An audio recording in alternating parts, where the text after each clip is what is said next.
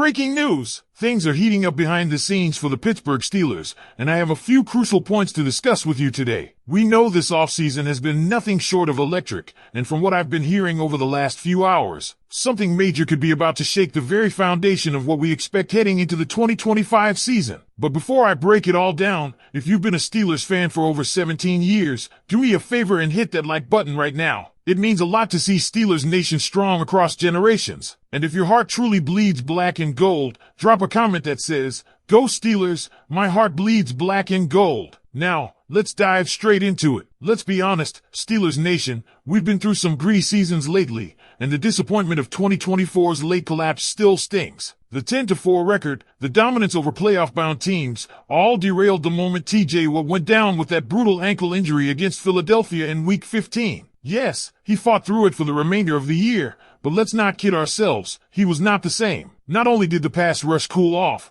but the team simply stopped winning. 0 victories after his injury. 0. That alone tells you all you need to know about Watt's irreplaceable impact. But here's where it gets interesting. There's a rising belief within team circles that this defense, not just a few pieces, but the entire unit, could elevate into elite territory in 2025. And I'm not talking above average or wild card caliber. I'm talking true dominance. A defense that could be the difference between another playoff letdown and a legitimate run deep into January and maybe beyond. Now, Watt's health is obviously priority number one. If he's 100%, he remains the most impactful defender in the league, bar none. But the story doesn't end with him, because what we're seeing with the evolution of this entire defensive roster and the mentality that's been reshaped around it is what's truly eye-opening. Let's take a moment to talk about this secondary. It was arguably the Achilles heel of this unit down the stretch in 2024. Communication errors, busted coverages, a complete lack of cohesion, and yeah, Cam Sutton's play didn't help one bit. But here's where things take a serious turn. The Steelers didn't just tweak the personnel, they hit the reset button on the coaching itself. Grady Brown is out, and in comes Gerald Alexander, and this guy means business. Everything out of the building is screaming one thing: communication, discipline, and accountability are the new law in that DB room. Alexander is reportedly working closely with Joey Porter Jr., a player whose ceiling might just be all-pro if he tightens up the penalty issues. JPJ's press coverage is as physical and commanding as anyone in the league, and when he's locked in, he erases top-tier receivers. Add in a healthy, hungry Darius Slay, coming off another strong year in Philly and looking to make a championship-level impact in what could be his final NFL season. This secondary isn't looking like a liability anymore. It's looking like a strength. And I can't go without mentioning Beanie Bishop Jr., a second-year slot corner who's proving he deserves to start. He's undersized, sure, but this guy made some serious noise last season. Multiple picks, big-time energy, and most importantly, he doesn't shy away from the moment. Compared to Sutton's breakdowns, Bishop is a breath of fresh air. There are still whispers about a move for Jalen Ramsey or even a reunion with Mike Hilton,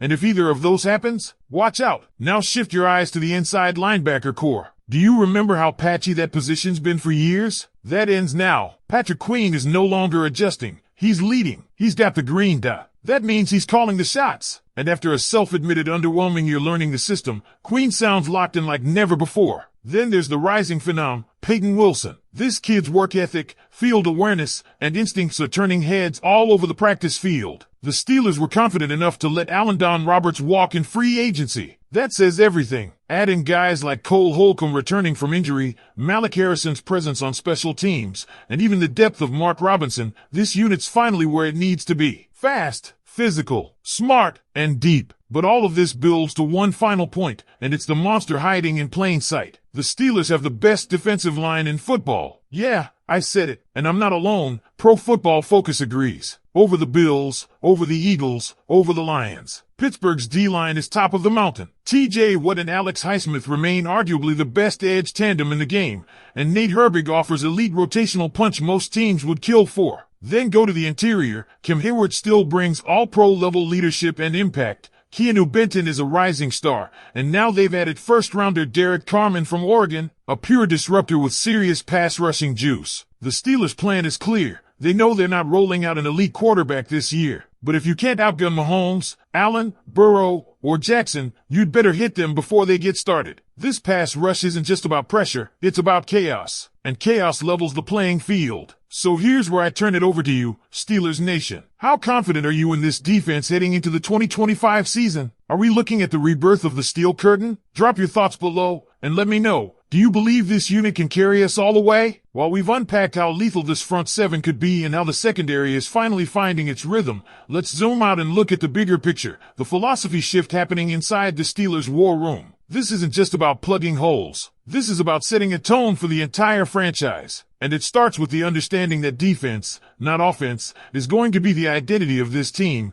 just like it always has been in Pittsburgh when we're at our best. Think about it. In a league increasingly dominated by high-flying, video game offenses, the Steelers are going old school, but with a modern twist. They're building a defense that's not just meant to contain, it's designed to punish. This isn't bend don't break anymore. This is punch you in the mouth, snap the ball and hope you survive defense. It starts with TJ Watt. And yes, let's be clear here. The past few years, injuries have robbed us of seeing what a full strength Watt can do over a 17-game season. But the medical updates are positive. The training camp buzz is that he's fully healthy. And if that holds, the league better be on notice. Because when TJ's on the field, everything changes. The pass rush tightens, the secondary gets a split second longer, and the offense across the line starts to panic. That ripple effect? It's real. He's not just a player, he's a tone setter. And just as important is Alex Highsmith. We've seen him mature into one of the most underappreciated pass rushers in the game. He's no longer riding TJ's coattails, he's a star in his own right. Double him at your peril, because TJ's on the other side.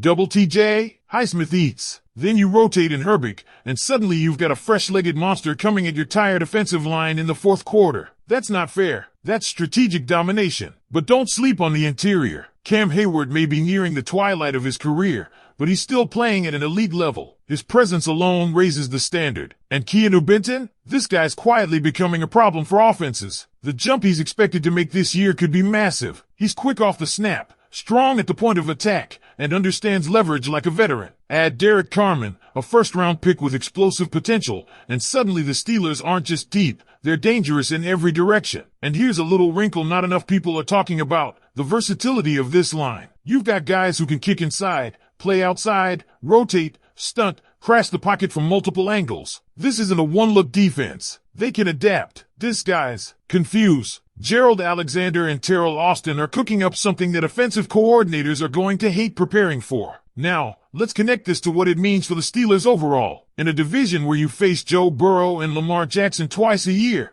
and in a conference stacked with elite quarterbacks, you've got to be able to disrupt, not just contain, but destroy the rhythm of these elite passers. And the only proven way to do that is a dominant pass rush. But what elevates this defense from great to potentially historic is how it could mask weaknesses on offense. Aaron Rodgers, assuming health, is clearly the X factor. Now the ball is in your court, Steelers Nation. Do you believe this defense can carry us deep into January? Can this pass rush disrupt the elite? Can this revamped secondary finally hold the line? I want to hear your thoughts in the comments. And don't forget, smash that like button if you bleed black and gold, subscribe for all the latest updates, and keep it locked right here, because more breaking news from Steelers camp is just around the corner.